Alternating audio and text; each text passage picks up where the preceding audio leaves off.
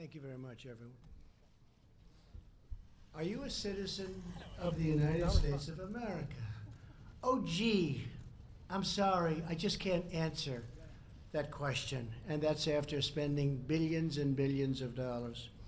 There used to be a time when you could answer questions like that very easily. There used to be a time when you could proudly declare, I am a citizen of the United States. Now they're trying to erase the very existence of a very important word and a very important thing, citizenship. They're even coming after the Pledge of Allegiance in Minnesota. I'm proud to be a citizen. You're proud to be a citizen.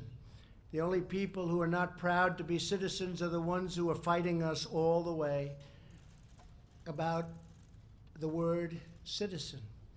Today I'm here to say we are not backing down on our effort to determine the citizenship status of the United States population.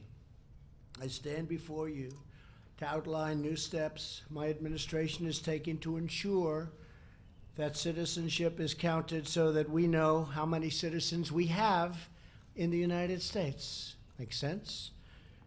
We will defend the right of the American people to know the full facts about the population, size of citizens and non-citizens in America.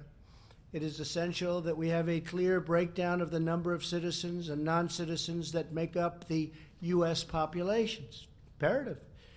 Knowing this information is vital to formulating sound public policy, whether the issue is health care, education, civil rights, or immigration. We must have a reliable count of how many citizens, non-citizens, and illegal aliens are in our country.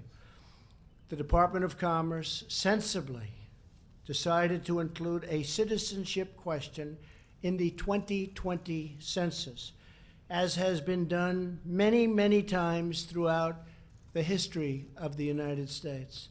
Unfortunately, this effort was delayed by meritless litigation.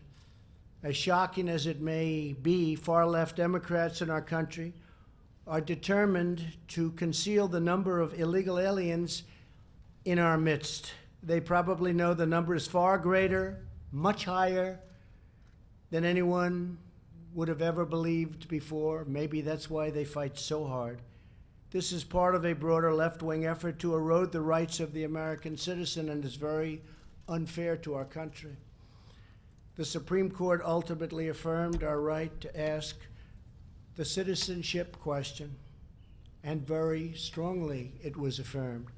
But the Supreme Court also ruled that we must provide further explanation that would have produced even more litigation and considerable time delays. The case is already in 3 federal district courts that have been, to be totally honest, extremely unfriendly to us. These delays would have prevented us from completing the census on time. It's deeply regrettable, but it will not stop us from collecting the needed information, and I think even in greater detail and more accurately. Therefore, we are pursuing a new option to ensure a complete and timely count of the non-citizen population. Today, I will be issuing an executive order to put this very plan into effect immediately.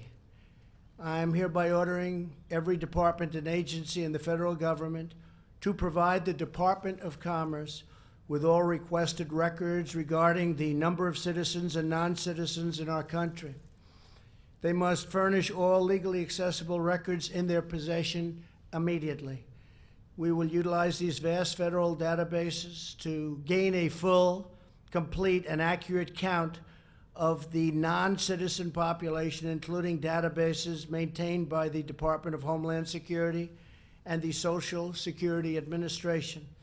We have great knowledge in many of our agencies. We will leave no stone unturned. The Census Bureau projected that using previously available records, it could determine citizenship for 90% of our population or more. With today's executive order, which eliminates long-standing obstacles to data sharing, we're aiming to count everyone. Ultimately, this will allow us to have an even more complete count of citizens than through asking the single question alone. It will be, we think, far more accurate. The Census Bureau can use this information along with information collected through the questionnaire to create the official census. In other words, as a result of today's executive order, we will be able to ensure the 2020 census generates an accurate count of how many citizens, non-citizens, and illegal aliens are in the United States of America. Not too much to ask.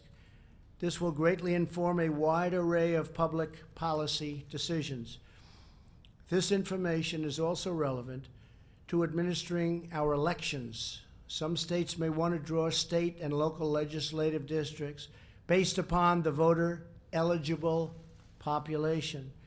Indeed, the same day the Supreme Court handed down the census decision, it also said it would not review certain types of districting decisions, which could encourage states to make such decisions based on voter eligibility. With today's order, we will collect all of the information we need to conduct an accurate census and to make responsible decisions about public policy, voting rights, and representation in Congress. In everything we do, we will faithfully represent the people of the United States of America. I would like now to introduce Attorney General Bill Barr to the podium. Thank you. Thank you, Bill.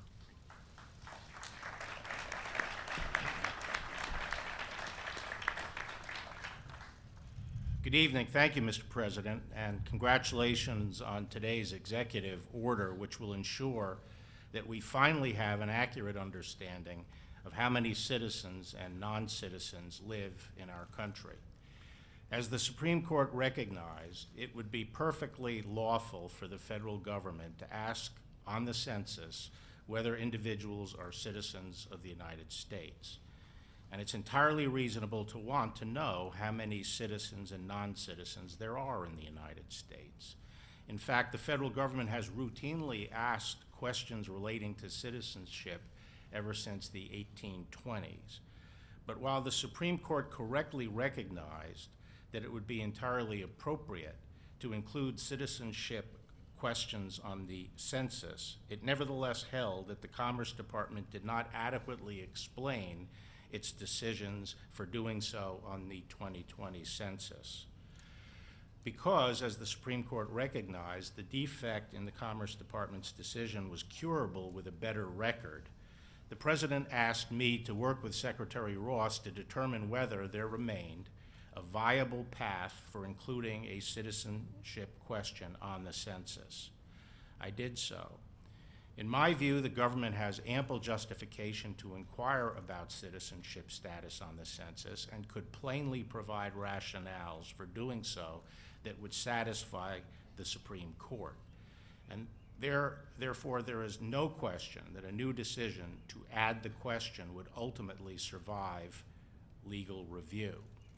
The problem is that any new decision would be subject to immediate challenge as a new claim in the 3 ongoing district court cases.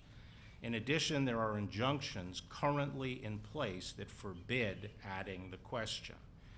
There is simply no way to litigate these issues and obtain relief from the current injunctions in time to implement any new decision without jeopardizing our ability to carry out the census, which we're not going to do. We're not going to jeopardize our ability to carry out the census.